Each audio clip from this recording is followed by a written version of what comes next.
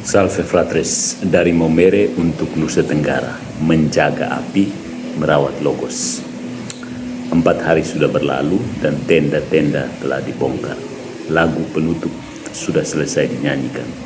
Jalan-jalan di Maumere Manise kembali lengang seperti biasa, tapi sejarah gereja tidak pernah diukur dari seberapa meriah sebuah pertemuan, melainkan dari seberapa jauh pertemuan itu mengubah manusia. Nusra Youth Day, the third, bukanlah tujuan. Dia hanyalah sebuah titik berangkat. Di zaman ini, kita terlalu mudah mengira bahwa perubahan lahir dari sebuah peristiwa. Kita menyukai seminar, festival, kongres, dan perayaan besar. Kita mengabadikannya dalam ribuan foto dan video, lalu perlahan membiarkannya tenggelam di antara unggahan-unggahan baru. Budaya digital sudah mengajari manusia mengoleksi momen, tetapi lupa membangun karakter. Padahal sejak Aristoteles, filsafat telah mengingatkan bahwa manusia tidak dibentuk oleh peristiwa, melainkan oleh habitus. Apa itu habitus? Kebiasaan baik yang terus dihidupi. Karakter lahir bukan dari tepuk tangan, melainkan dari kesetiaan. Jadi pertanyaan terpenting setelah pulang dari Maumere bukanlah bagaimana acaranya. Pertanyaannya adalah, apakah aku pulang sebagai pribadi yang berbeda? Di Maumere, seluruh Nusa Tenggara diingatkan kembali kepada akar yang seringkali terlupakan.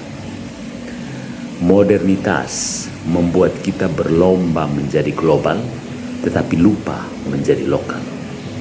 Kita fasih mengikuti tren dunia, tetapi perlahan kehilangan bahasa persaudaraan yang diwariskan para leluhur.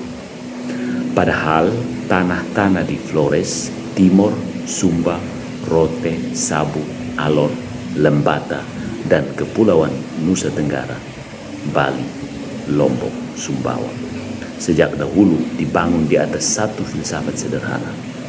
Manusia hidup karena orang lain. Tidak ada identitas tanpa komunitas. Tidak ada kehidupan tanpa persaudaraan. Filsafat modern sering menggambarkan manusia sebagai individu yang otonom. Sebaliknya, kebudayaan Nusa Tenggara memahami manusia sebagai pribadi yang selalu berada dalam jaringan relasi.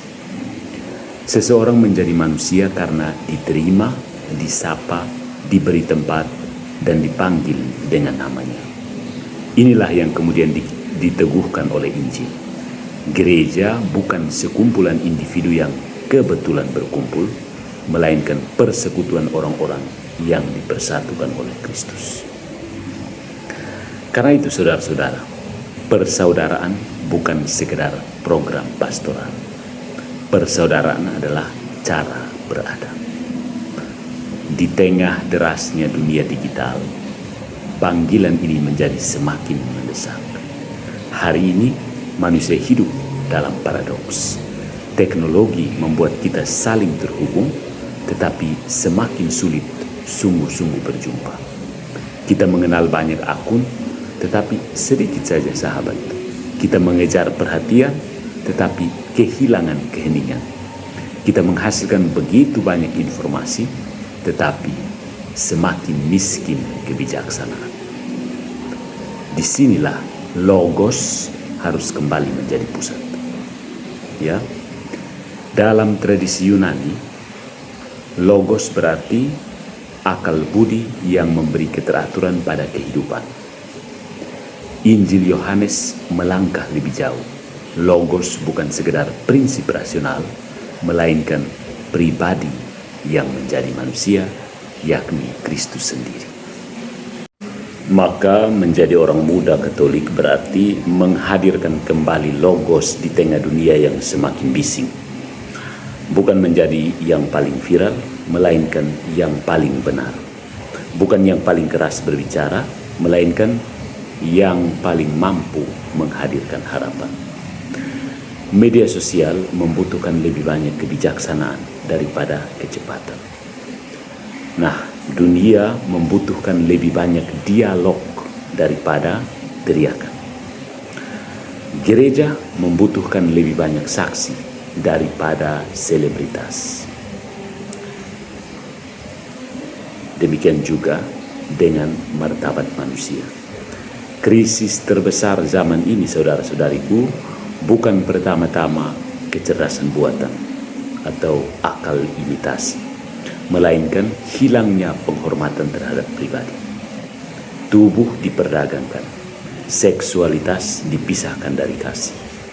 Manusia direduksi menjadi komoditas ekonomi dan objek konsumsi digital. Ketika seseorang diperlakukan sebagai alat untuk memperoleh keuntungan, saat itulah peradaban mulai kehilangan jiwanya. Nah, saudara-saudara, Karol Wojtyła, a.k.a. Santo Yohanes Paulus II, pernah merumuskan prinsip yang sangat sederhana tetapi mendalam. Pribadi, persona, tidak pernah boleh dipakai. Pribadi hanya dapat dicintai. Seluruh perjuangan melawan perdagangan orang, eksploitasi seksual, maupun manipulasi digital sesungguhnya berakar pada prinsip filosofis yang sama, yakni mempertahankan martabat manusia sebagai gambar Allah, imago Dei. Demikian juga dengan alam ciptaannya. Bagi masyarakat Nusa Tenggara, tanah bukan sekedar aset.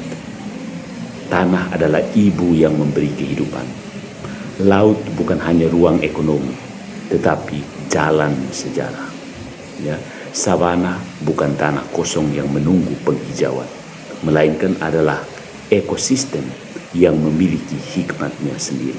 Karena itu, merawat ciptaan bukan mengikuti tren ekologis, melainkan menghidupi rasa syukur kepada Sang Pencipta. Itu poin pertama, poin yang paling mendasar.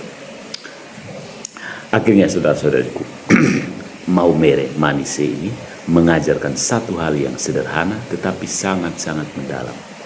Gereja selalu bertumbuh dari pinggiran. Bethlehem hanyalah sebuah desa kecil. Nazaret nyaris tidak dikenal.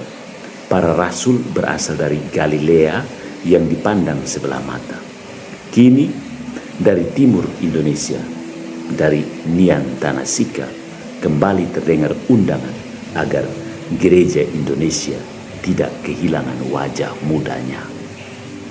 Semoga ketika kelak orang menyebut Nusa Tenggara, mereka tidak hanya mengingat pulau-pulau yang indah, laut yang biru, atau sabana yang luas. Semoga mereka juga mengingat sebuah generasi yang berpikir dengan logos, hidup dalam persaudaraan, menjaga martabat manusia, mencintai alam ciptaan, dan berjalan bersama Kristus. Karena pada akhirnya yang dibawa pulang dari Maumere bukan sekedar kenangan.